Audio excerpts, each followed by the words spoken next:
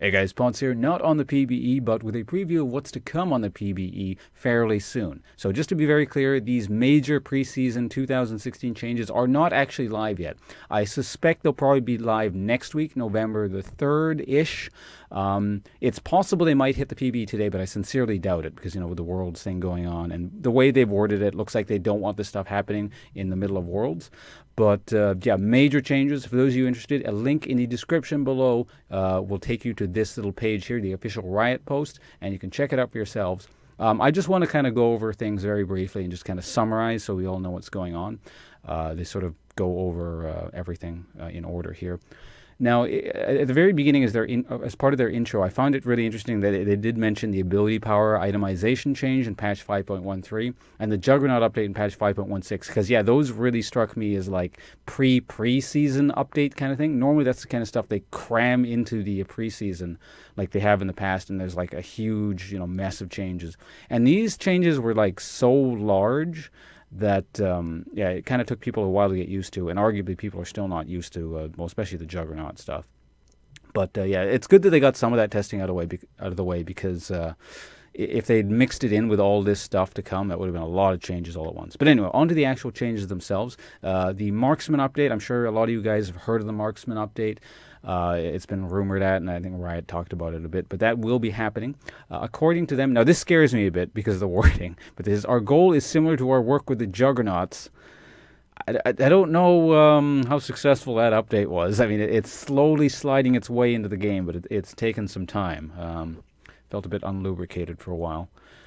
Crude jokes aside, they're talking about working on 6 marksmen specifically, and because they want marksmen to have very, very kind of unique identities as opposed to just being the auto attack person, and then that's kind of it. So Corky, Misfortune, Graves, Caitlyn, Kog'Maw, and Quinn will be specifically worked on. I don't know if they're going to work on more than those 6, but it looks like it's probably just going to be these guys.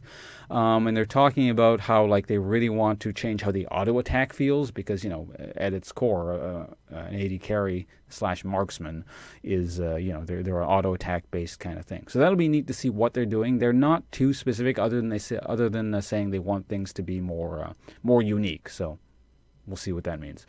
And of course, they talk about itemization. So itemization factors, and there'll probably be new AD carry items. They're probably going to rebalance the old ones. Certainly, items are the big thing in terms of balance changes, since items can affect everyone. So there might be, spillover into top lane stuff, or if you take an AD carry mid lane, or just some kind of assassin mid lane. We'll see what happens. So again, if you want to read more detail, that's available in the description below. Next, they'll be changing Masteries. Now, Masteries, that's an old kind of almost every season standby. They work on them quite a bit. They're talking about how, again, they want Masteries to feel unique and just sort of very, very, or rather customized builds very heavily. And so there's going to be these Keystone Masteries which reach different tiers, and you can put like a single point in getting a special mastery at each tier. And the further you go, because there's going to be 3 tiers. Tier 1 tier is going to be, just kind of your basic stuff. Tier 2 has some impact, and they really want Tier 3 masteries, the Keystone masteries that you pick out as a very kind of specialized route to take your champion, to have a lot of impact on the game. So we'll see how that goes. That'll be quite interesting.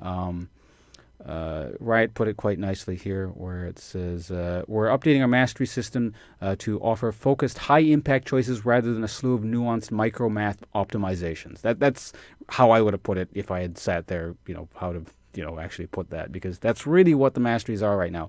They're very nuanced micro math optimizations, and it's just like half the time I don't care, and it's these very, very tiny changes, and I'm just like, whatever, we're going to go with the same mastery page for these 2 champions because it's going to be a 0.001 DPS difference in this specific scenario, and I really can't be bothered to click a few times to change the things. So I am looking forward to that. That one should be interesting. Next, Vision. Now this seems like, oddly enough, the biggest set of changes. It's not the most, immediately impactful. It doesn't have to do with murdering the person in front of you, which is what League of Legends comes down to 90% of the time kind of thing. But they're changing Vision quite a bit.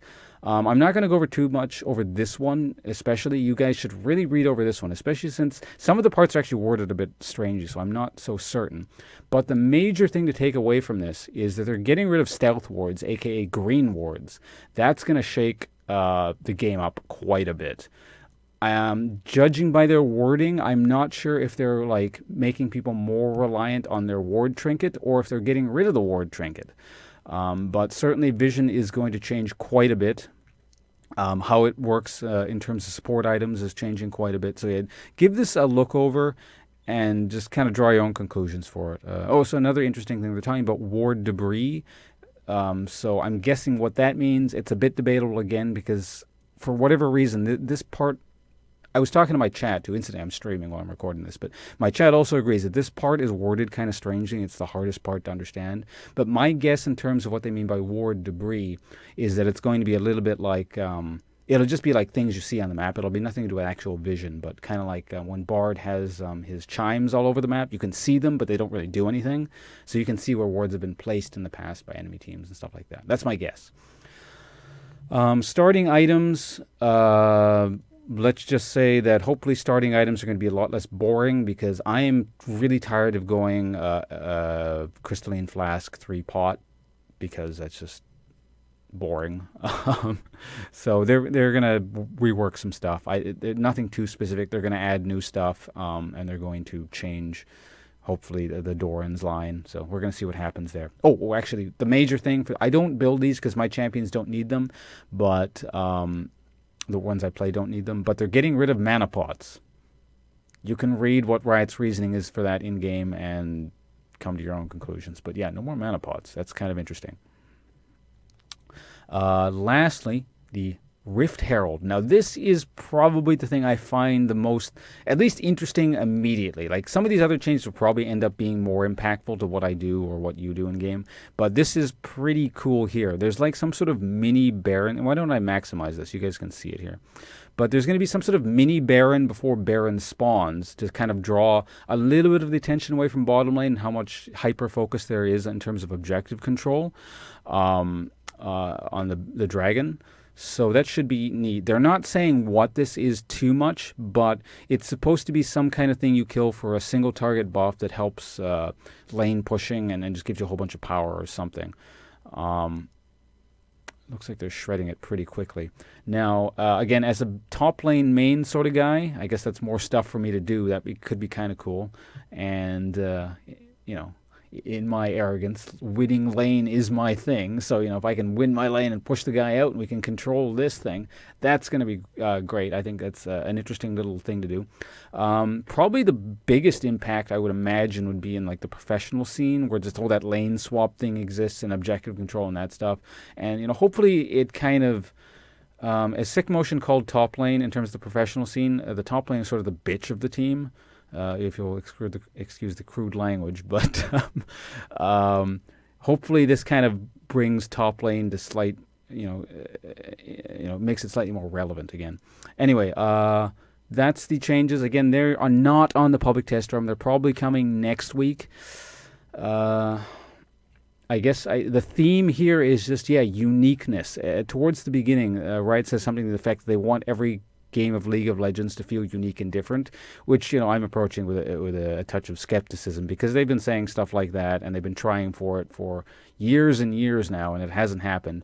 But it looks like there is going to be a lot happening here, so it should be interesting to see how it all pans out. Of course, you know, as soon as it's on the public test realm, that's not how it's going to go live. There's going to be a lot of testing. Things change on the preseason a lot. So, again, thanks for watching, guys. And I'm out of here, and I'm going to continue on my stream, my Twitch chat, and the stream viewers have been very patient. They're actually watching me record this live, incidentally. But we're going to get back to the stream. Again, thanks, and I'll see you around.